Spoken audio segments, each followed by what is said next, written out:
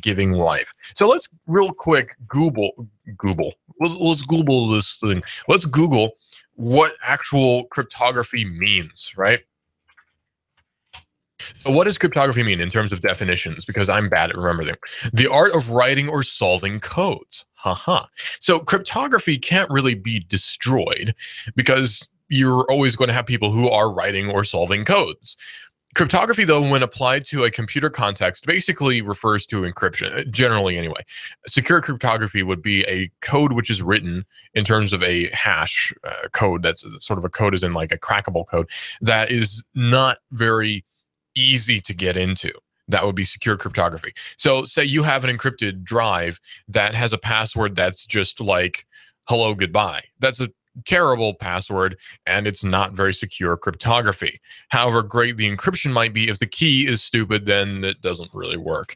So that's the idea behind cryptography. Now, for some odd reason, the NSA, National Security Agency, has been really making some odd statements about cryptography, warning us possibly that it might be dead. Why? How? Well, here's the dealio in his house. When it comes right down to it, cryptography relies on the codes being hard to crack. Now, if you have a fast enough computer, you can crack a encrypted drive with brute force, guessing, dictionary password, what have you. It just takes a long time. Say you have a mid-range quad-core AMD Phenom 2x4. You're running it at 3.2 gigahertz per core. You've got a nice GPU in it, and that's a mid-range computer right about now. Actually, I'd say that's lower range computer right about now. And you're using that machine to get into some SHA-2 encrypted drive. That's going to take a long time. It's going to take days, years, potentially, especially if you have something like Kane, which is it's a networking tool, put it that way. It has a feature where you can brute force in WEP passwords. It takes actual days. It takes a long time, and WEP is not secure at all. So it's not easy to break into these things. It's mostly the time and the power required. But if you have a fast enough computer, you can do it instantly, essentially. Basically, what your computer is doing actually is just solving math problems and doing math instructions, completing math instructions. That's all your computer is ever doing, basically all the time. Really, your computer in and of itself is only interpreting instructions. When you're running your computer, all it's doing is just interpreting instructions. I mean, that really is all it is. So say your smartphone, when it's running your operating system, be it iOS or Android, all it's doing to run that operating system is parsing the instructions which this code is giving to the processor. That's all it is. It sounds easy. It's a lot more complicated than just that, but that's the gist of it. So say you're running a computer program. Your computer is already capable of doing whatever the computer program would want it to do. All the program is doing is telling the computer to do that, if that makes any sense at all. So your computer is already capable of running Photoshop CS6. It's just that you need Photoshop CS6 in order to run it, right? So you need to have the instructions required to run this program in order to run the program. Your computer is capable of doing anything, basically, within its physical bounds. So it's sort of an odd concept to think of, that your computer can basically do anything as long as the right instructions are given to it. And sometimes instructions are more efficient or less efficient than others, because then you start getting into the range of like assembly versus Python being higher level.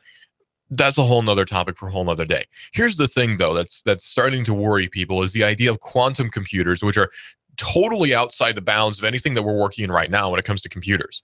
Quantum computers are completely different than anything we're using today, ever possible. We have never used a quantum computer in consumer electronics ever. It's never happened.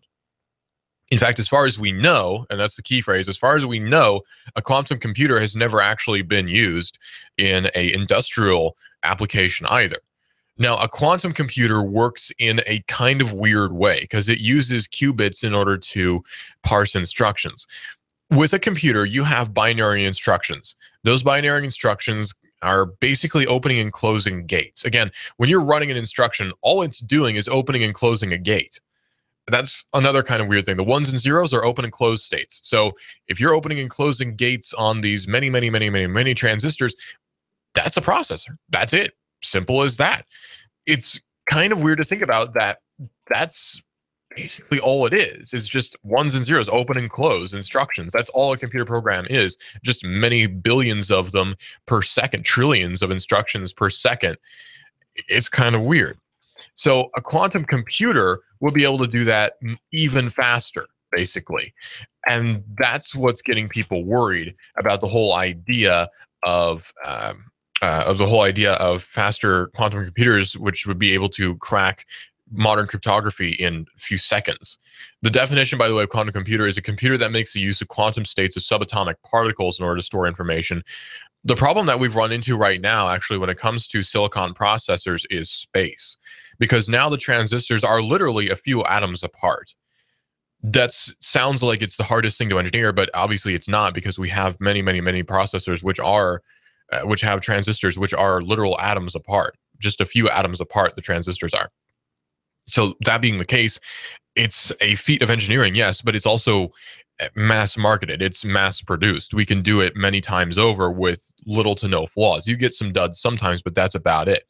The idea of using subatomic particles, though, frees up a lot of space, because if now we're talking subatomic, then we don't really need to worry about space nearly as much. And plus, transmission of information would essentially be instantaneous. So to use these subatomic particles in order to store information and to process information, that's completely different from anything we're doing right now, because we're still requiring a physical on-off state that has to be actuated with electronic or electrical stimulus. And it actually works kind of the similar way to how our brain works. But this quantum computer, it's completely different. We've never done it before, as far as we know. Well, back in August, the NSA released an updated advisory that was at once interesting and expected. It said that the world had to prepare for the oncoming impact of quantum computers. So the NSA, even publicly, appears to be preparing for the whole idea of a quantum computer being a thing. So the possibility that these devices could render existing computer cryptography almost completely obsolete. They called for the cryptographic community to invest heavily in developing so-called post-quantum cryptographic solutions that could survive this hypothetical watershed invention. And as you might imagine, this advisory has been nearly driven the internet insane, I should say. Now, two security researchers have published a paper compiling all the various theories surrounding this advisory and are trying to make sense of the situation. Does the NSA know something that we don't? Would be the question that I would be asking. Does the NSA know that a quantum computer is within a few years of development?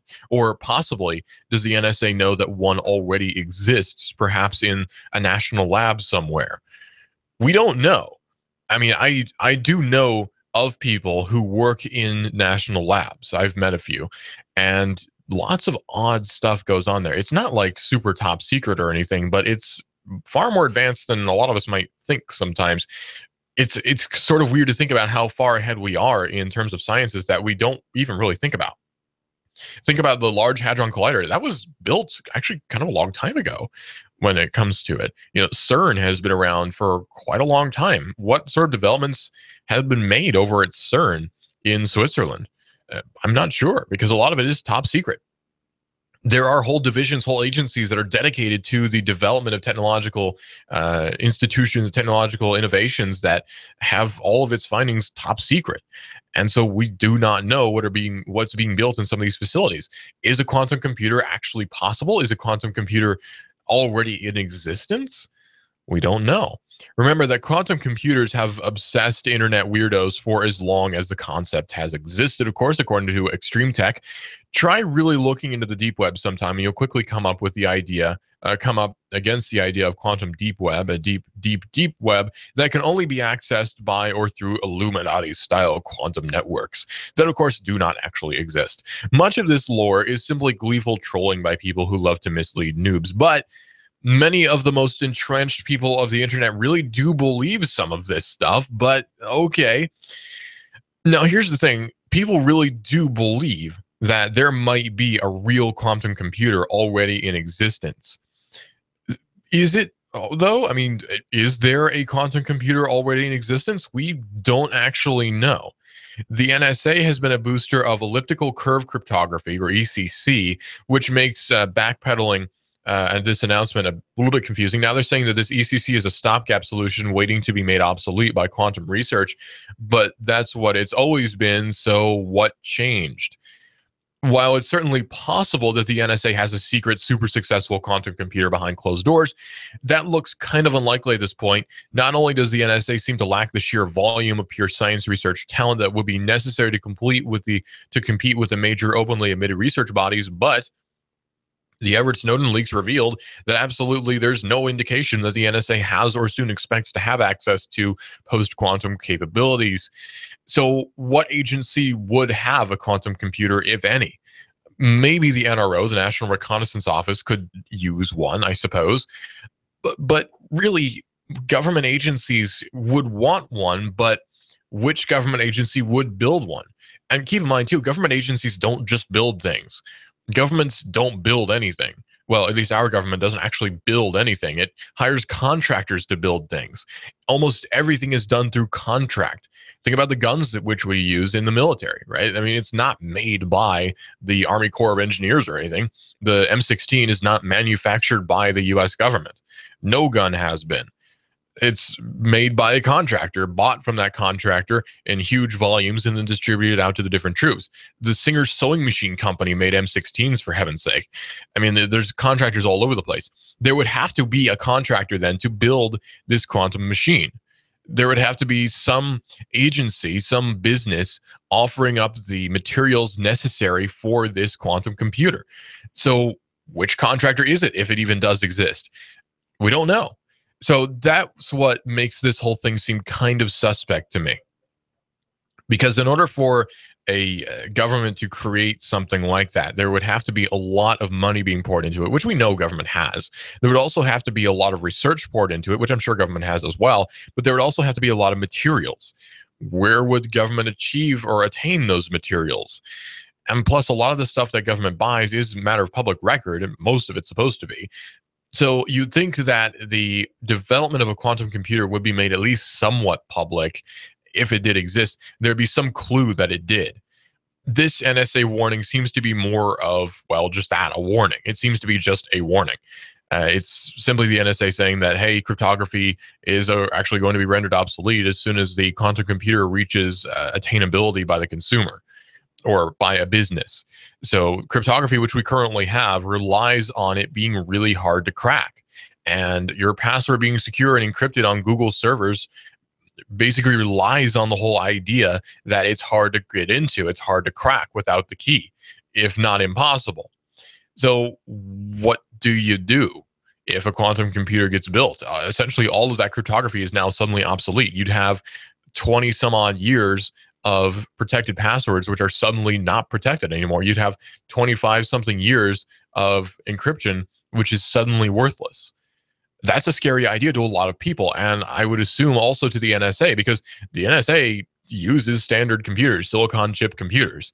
So if a quantum computer did come around, say Chinese invent one, and suddenly they can hack anything, that's a frightening idea, especially to a government which has a lot of secrets, which the US government happens to. Really, any government probably does, except maybe like Bhutan, which I probably doubt has many secrets. I don't think the government of Tibet, if there is one, has a whole lot of secrets, but big world scale multi-net or international dealing governments tend to have quite a bit of secrecy involved. Russia, China, the US, India, I'm sure, the UK, of course, the Vatican being one that I can point out. Lots of different nations and nation states have secrets. And a lot of those secrets are backed up on digital drives. Oh, that's where that name comes from, right? On digital drives. That being the case, then, if those secure passwords are suddenly easily crackable, you've got kind of a problem going on.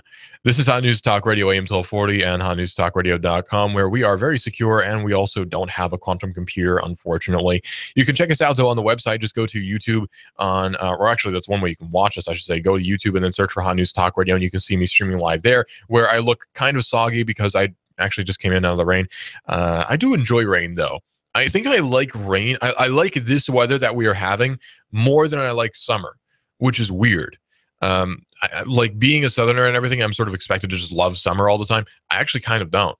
I don't know what the deal is with that, but I don't know. I prefer chillier, wet weather because I guess I'm a weirdo in that sense, but I'm okay with that. Honestly, I kind of already knew that I was a weirdo, so it further just affirms my identity, I guess. It just plays into my character that I would like things which other people don't like, which is why I listen to weird, odd music that no one's heard of most of the time, like that Australian shoegaze band out of Perth that came out with one tape that happened to be uploaded to SoulSeek, and it has one other tape in existence that's in a library in Perth, Australia, which has no digital copy, which I really want to listen to. So if you happen to live in Perth, Australia, look up Wash, find the tape from Wash, and please upload it to the internet so that I can listen to it, because the first EP was actually really good. But anyway, this is Digital Drive here on Hot News Talk Radio and hotnewstalkradio.com. You should definitely check us out on Twitter, by the way. We've got a lot of stuff going on Twitter. If you're wondering who's on the air at any particular time or which guests are on the air, you can see that. Just go to Twitter and then search for Hot News Talk Radio, and you can see all the different topics we've been talking about. One of which, of course, is today the end of cryptography. Is cryptography dead? For now, no. Secure passwords are not dead yet. Of course, you do have to keep in mind, though, if you want to get technical, the idea of a secure password really doesn't exist. There's no such thing as complete security. It does not exist. With a powerful enough computer and enough time and effort, you could get into any computer system. Sometimes not even a whole lot of time and effort. You can get into any computer system.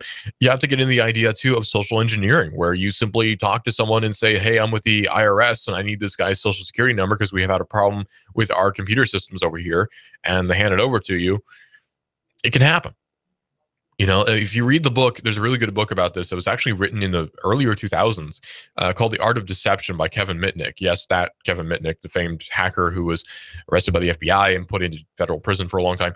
If you read his book, The Art of Deception, you get a window into just how easy it can be to get into a lot of different computer systems without the use of actual technological means. Sometimes just a phone line and a standard internet connection is all you need, which is a weird thought, but again, it's possible. Anything's possible, really. So there is no such thing as complete security. We like to live in a sort of, honestly, we like to lie to ourselves about security, where we like to think that we are safe, but we never really are. It's a lot of the time it's just sheer odds, or I would say grace of God, that a meteorite doesn't come down and kill us. You know, I mean, there's no such thing as complete security. Right now, some masked gunman who didn't like what I had to say about the Chattanooga Police Department could kick down the door and shoot me. You know, that could happen. And there could be an electrical fire and I could die with smoke inhalation. That could happen. All sorts of different things could happen. And it's sheer odds or grace or what have you that stuff like that doesn't happen. So there's no such thing as complete security. It does not exist. We can pretend all day, but we would be lying to ourselves, quite honestly. We also like to put a lot of faith in institutions which purport to provide us with security, but really can't. Security is not an obtainable thing. It's not possible. We like to think that, well, with enough military might and enough missiles, we can secure ourselves against all enemies, especially foreign. But really, someone with a gun, a simple handgun, and enough determination can kill anyone.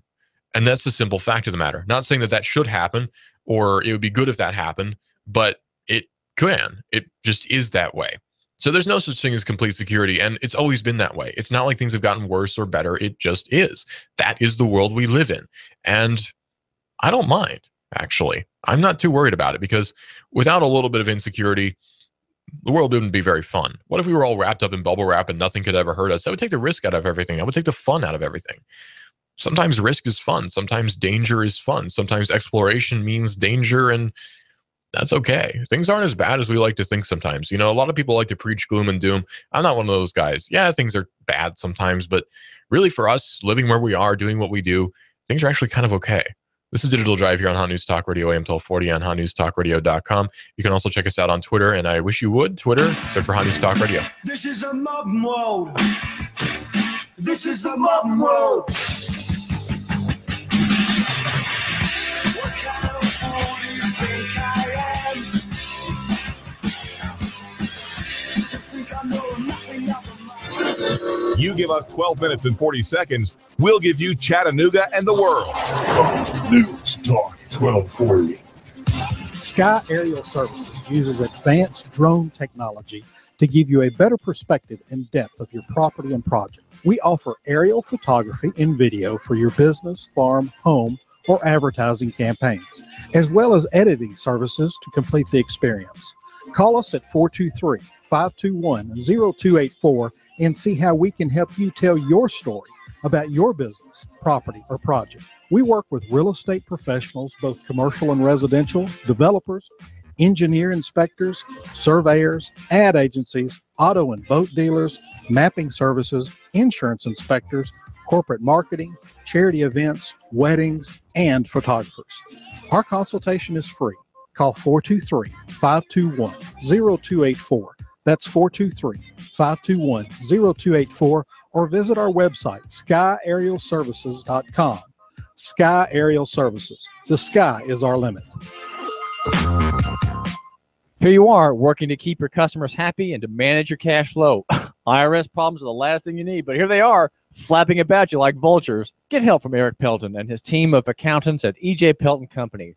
Audits, letters, proposed return changes, 1099s, penalty threats. Pelton Tax Resolution Services brings peace of mind and helps you keep more of what you've earned. EJPelton.com. Offices on Brainerd Road and in Soddy Daisy, just north of the Bilo. That's E.J. Pelton. Call 622-3156. Think ahead, 622-3156.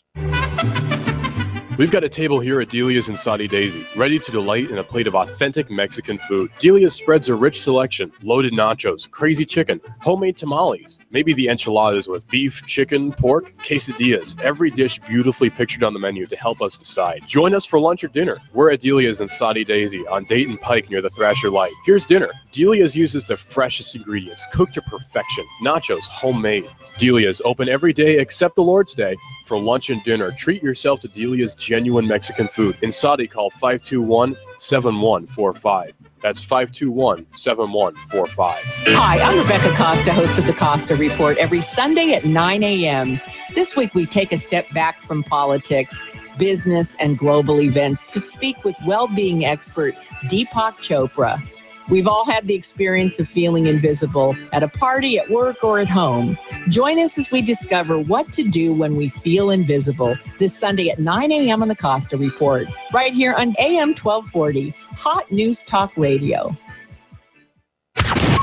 This is America Now, America Now, America Now, America Now, America Now, America Now, America Now with Meghan McCain. Al Gore running is crazy. You're flying around in your private jet all over the world, and you want average Americans to care about the environment. Don't you think you should be doing your part as well? Meghan McCain, weekdays at 7 p.m. You give us 12 minutes and 40 seconds, we'll give you Chattanooga and the world. News Talk 1240. Hi, I'm David Tulis, inviting you to make the move with me 9 to 11 a.m. weekdays here at AM 1240 Hot News Talk Radio. The David Tulis Show, featuring Nooganomics.com for Chattanooga and beyond. 9 to 11 a.m. weekdays. Fox News Radio. I'm Lillian Wu. Defense Secretary Ash Carter telling the Senate Armed Services Committee the U.S. is expanding its strategy against ISIS. Our military ramping up efforts in three specific ways. The changes we're pursuing can be described by what I call the three R's: Raqqa, Ramadi, and raids. U.S. troops currently advise Iraqi forces at headquarters rather than the front line. China fires off a warning after a U.S. Navy warship sails near one of its artificial islands in the South China Sea, saying the U.S. is threatening its security interests, even damaging a regional peace in that area. Fox's Greg Palcott. The move aimed at challenging China's claims on the waters around the island. The U.S. has long been concerned about what seems to be a Chinese land and sea grab. And Americans slightly more anxious about the job market this month, with consumer confidence falling. Fox News, we report, you decide.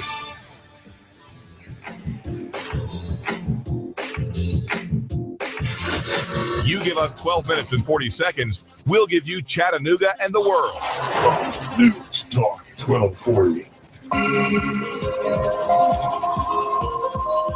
Lots of stuff happening in the drone market just in the past few months, I guess. I mean, we've got the whole thing with the regulations from the FAA, or maybe the DOT, depending on who you ask. You got the whole deal with the Amazon drones, which were, by the way, supposed to have come out by now.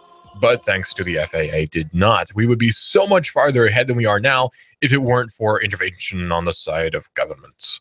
It's always the intervention which ruins everyone's lives, I dare say. But Walmart is now wanting Amazon-like delivery drones, which is funny to say because Amazon doesn't have Amazon-like delivery drones, but oh well. According to USA Today, Walmart has become the latest U.S. retailer to ask for permission to test drones for making deliveries to customers in its parking lots and at customers' homes, following the lead of Amazon and smaller companies seeking exemptions from government drone rules. Walmart also wants to use the aerial technology to check on its buildings, warehouses, and distribution centers. Not a bad idea. The retail giant applied to the Federal Aviation Administration for an exemption from current regulations on Monday, which was yesterday, by the way. Walmart has tested drones inside its facilities, but now wants to do outdoor tests. To do that, it needs FAA permission to operate a small unmanned aircraft system, as the industry calls drones, which is funny because I'm assuming it's going to be doing this on Walmart property. I mean, I'm sure Walmart owns huge bunkers or something. I mean, come on. It's Walmart property. It's company property. You think a company could pretty much do whatever it wants on company property, but no, of course not. That would be giving in to the other side, which would be personal freedoms. And we can't have that. That's a ridiculous idea anyway, is that anyone should have a right to do anything on his or her own property. That's a silly idea. In fact, it's so ridiculous that we won't even breach that topic, because having the whole idea really of an individual being able to do something on his or her own property without any sort of spying eye or permission that doesn't hurt anyone else is such a radical idea from really the radical left, I would say. It's such a radical idea that we won't even breach that topic here on Hot News Talk Radio. That's simply not going to happen because that's such a radical idea. Oh, wait, who am I kidding? I talk about it all the time. So the idea is that, of course, the state, you have to get permission from the state in order to fly a drone around on company property or your own property, as long as it's for commercial reasons, right? Like, there's a fine line between personal and commercial. And here's the funny thing too. There's actually, I'm not even joking, there have been cases about this. You fly a drone, let's say, for your own personal reasons, and you upload the video on YouTube, and you happen to get ad money off of that video, which you uploaded on YouTube. The FAA can actually fine you for doing, they claim, they can actually fine you for doing that because now you've received money for flying a drone. Yeah, I'm not kidding. That has happened before. So this raises quite a few problems about what rights do we actually have? What rights does government claim we have when it comes to flying drones? That's a whole nother topic for a whole nother day about how rights exist. Why do they exist? How do we define them? I mean, think about it this way. If rights were so fickle as to be defined by government, we may as well not even have them, because then rights would change from locale to locale. You might say in Georgia, you have a right to bear arms, but in Tennessee, you do not. Of course, I'm biased towards Georgia because I live there, but you get the idea. I mean, that's not how rights work. Rights are a transcendent thing, which you always have, no matter what. You always have rights, right? I mean, we have rights, right? Makes sense. So say you have a right to bear arms. Of course you do. You have a right to free speech. Of course you do. But when you go to Canada, do those rights suddenly disappear? No, because you have them no matter what. Governments may say that you don't. They might not be recognized, but you have them. So it's ridiculous that you might say that, well, without the Constitution, we'd have no rights. It doesn't work that way. Now, yeah, without Constitution, government would have no reason at all to recognize rights, which it pretty much doesn't now anyway. But you wouldn't not have them, right? Double negative. You wouldn't not have them. You always have them.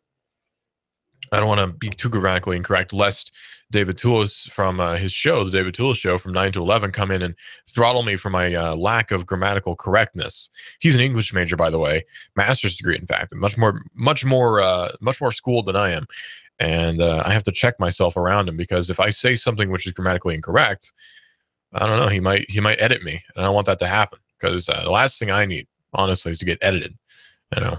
Edits and audits, two of my least favorite things, quite frankly. So Walmart, anyway, is looking at flying drones around for commercial purposes, and I'm all for it, honestly. I mean, I've got no problem with Walmart as an institution. I've got no problem with Walmart existing or anything like that. I'm a free marketer. I like local economy better, of course, but I'm not going to deny that Walmart is a thing which exists and perhaps needs to in today's world. You test for a reason, says the spokesperson from Walmart, Dan Toporek, because You learn during tests, and you tend to evolve and figure out which approaches are most compelling to customers and most efficient for the business. Toporek says that Walmart is already ready to start outdoor tests immediately if the FAA gives approval. See, you notice, though, what's holding it back is FAA. Probably Walmart would have already done these tests yesterday had the FAA not put out the regulations which the FAA put out. See? Think about it this way. Amazon said that it would be realistic to have drone delivery for different products by 2015. Here it is near the end of 2015. We're in the third to last month of 2015, and we don't have drones delivering packages, not in our area anyway. Now, we do have, fortunately in our area, pretty fast Amazon delivery from fulfillment centers, right? And I'm not shilling for Amazon. There are other services you can use. You can use Overstock or eBay, which is actually basically the same. You can use Etsy or what have you. I mean, there's all sorts of different services, but the topic of discussion here is Amazon drone delivery. And that being the case, we could technically have Amazon drone deliveries right now if it weren't for the FAA. Now, I mean, we can't say that unequivocally, right? I mean, we can't definitively say that we would have that, but the likelihood seems pretty high that we would at least be very close to having drone delivery if it were not for FAA regulation. So that raises the question, do we actually need FAA regulation when it comes to drones? I tend to lead towards no. I can see why we might want it.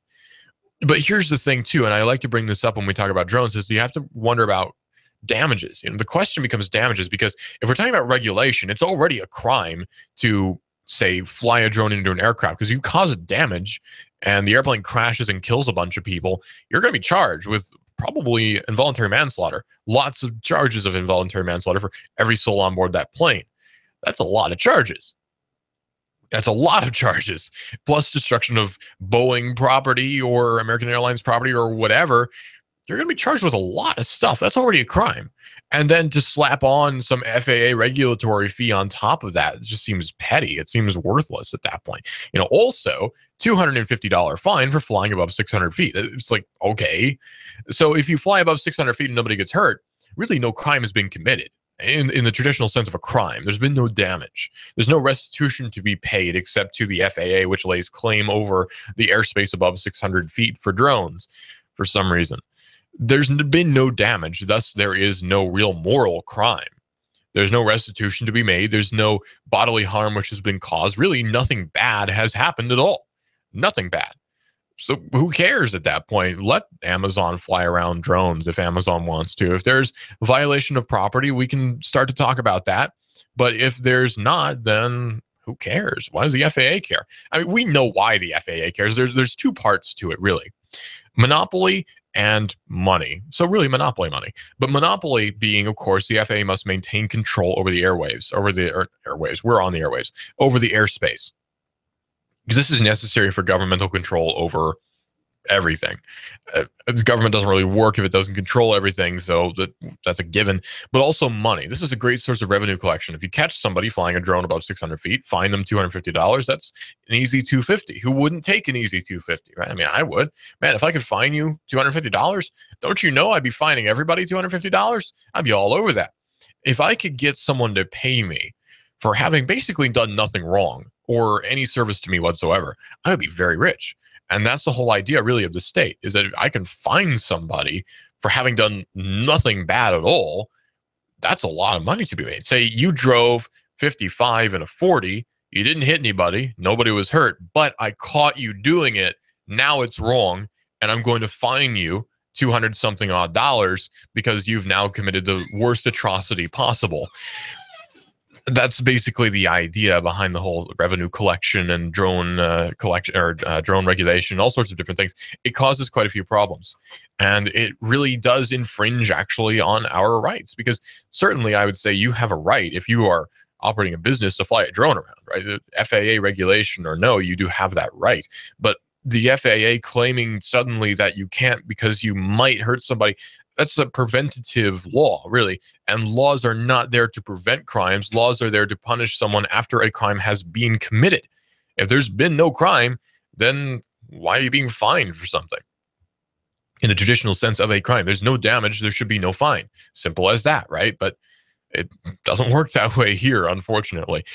Think about it this way: Constitution doesn't have any sort of idea whatsoever of speeding tickets. Now, we know that in federal constitution, all the things which are not mentioned there are delegated to the state. So this is a state now. It's a state institution. That's why you have the state highway patrol, but a federal marshal doesn't really care if you speed. See, so it's the state's job to fine you. States probably have different rates for speeding tickets. I'm not actually clear on that one, but in Georgia, it's quite expensive, and in Tennessee, it's even more expensive for some reason. But if you get caught speeding and no one's been hurt, really nothing, there's no crime, there's no damage, there's no claim. What's the claim? Claim is from government to you. And there's been no damage to government by speeding, so really it's an illegitimate claim. And I would say morally wrong. It's a morally reprehensible claim, actually, to say that you are operating by permission from the state to drive on state roads, and thus if you break state regulation, you are suddenly being fined with state fees. Where does that come from? Where did I agree to that? Well, you have a driver's license, right? That's where you agreed to it. At least that's the presumption. By getting a driver's license and by getting tags on your car and probably insurance too, you sign up for the terms of service of driving on state roads. That would be the assumption anyway. That's the government position, not mine. I'm being devil's advocate here. That's the state position. And it's morally reprehensible because you've done nothing wrong. What have I done wrong by going 55 and a 40 and not hurting anybody? Nothing. And I would argue that for anyone. There's been no crime really committed. There's nothing bad's happened. So what's the deal? It's ridiculous. And this is something which actually holds us back, not brings us forward. I would almost argue for it if it brought us forward as society or brought us forward technologically, but it doesn't. So really, there's no reason for it at all. It's just revenue collection. It's just making money. And I understand. I mean, I get making money. I understand all of it. I understand why it's done, but I don't like it. And you shouldn't either, I guess. I mean, why does anybody like it? Why does anyone argue for it? The only people who really argue for it are people who are very much in favor of the state, probably because they're collecting benefits in terms of Social Security or welfare or what have you, or people who actually work in government already or have held a government office in some form or fashion. There is next to no reason to argue for parking tickets or traffic tickets of any sort. There's zero reason to be in favor of that at all.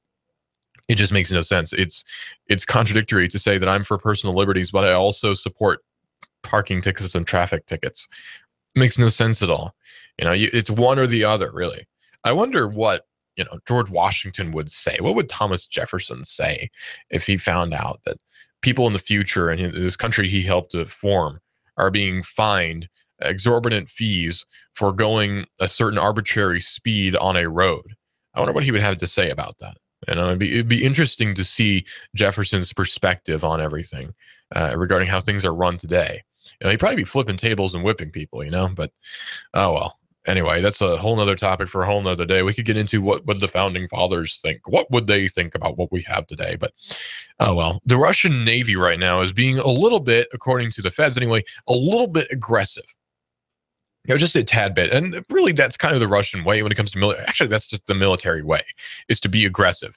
You don't form a military and expect that military to not be aggressive. It's like, you're giving a bunch of people guns and expecting them, giving them the job of killing people and training them how to kill people and then expecting them not to do that seems kind of odd, or expecting them to not be aggressive. You're teaching aggressiveness and then expecting no aggressiveness.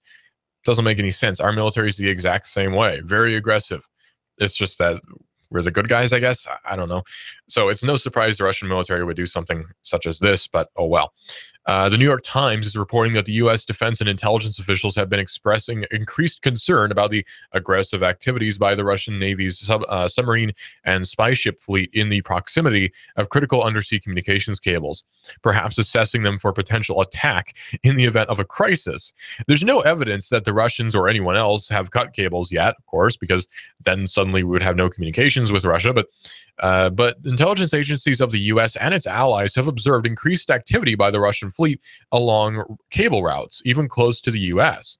Now, of course, so long as the Russian ships are in international waters, we've nothing to say about that because we have no claim there. It's international waters. You can't really do anything about that. If, say, the Russian ships entered territorial waters, that would be a whole nother question. But if it's international waters, we can't really say anything about it to ask them to stop because well within their rights to operate in international waters, just as we are. The U.S. has long been known to have tapped undersea cables for intelligence collection. Oh, one early example is a U.S. program in the 1970s called Operation Ivy Bells, which attached a listening device to Soviet communications cables in the Sea of, I hate pronouncing this one, Okhotsk, I think.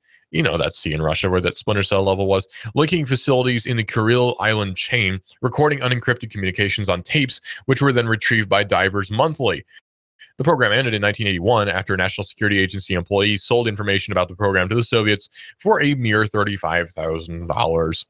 While no U.S. Navy or intelligence officials would go on the record regarding their concerns, the Navy's commander of the U.S. Naval Forces Europe and U.S. Naval Forces Africa, Admiral Mark Ferguson, noted that the Russian submarine patrols have risen in number by nearly 50% just in the last year. Unnamed military and intelligence officials told the Times that much of the activity is happening along the cable routes. A European diplomat, unnamed by the New York Times, is quoted as saying, "The level of activity is comparable to what we saw in the Cold War." Maybe the Cold War never ended, though. I mean, think about it. It seems like activities have been increased since the so-called end of the Cold War. It doesn't seem like the Cold War ever really ended. Not much happened. I mean, yeah, the collapse of the Soviet Union happened, but in terms of our policy towards Russia and in terms of our treatment of Russians and other former Soviet bloc countries, not a whole lot has changed in that regard. Yeah, communism is gone, but in terms of international relations, it seems that Cold War seems to be almost still ongoing. In September, the Russian Navy's oceanographic, you know, the ocean studies guys, research ship Yantar, carrying unmanned underwater surveillance vehicles, was observed operating near the U.S. Navy base at Guantanamo Bay in Cuba and elsewhere in the Caribbean. According to reports, it was believed to be surveying Caribbean undersea cable networks. The U.S. operates similar ships, including the USNS Impeccable, which conducts underwater surveys with devices such as the Surveillance Towed Array Sensor System. One of the surveys happened in the South China Sea in 2009 and led to a confrontation with Chinese naval vessels. So stuff like this happening on either side is nothing new. We tapped Soviet communications. The Soviets tapped U.S. communications. It just happens. That's what happens when you're at war, and we kind of were. So this is not surprising that this would happen, and making a big deal out of it. I mean, yeah, it's kind of a big deal, but it's not like anything new or shocking or anything. Like, oh man, can you believe that the Russians have ships in international waters studying cables? You know, it's the same argument could be applied the other way. Can you believe that the Americans have ships in international waters studying undersea cables? But the funny thing is, if we do it, it's okay because it's patriotic. And if they do it, it's terrible because they're Russian. You know, it's funny how that works out because maybe we're both wrong. You know, maybe actually neither side was right. You know, I mean, maybe we were kind of both really terrible actually during that whole era. Huh. Oh, well.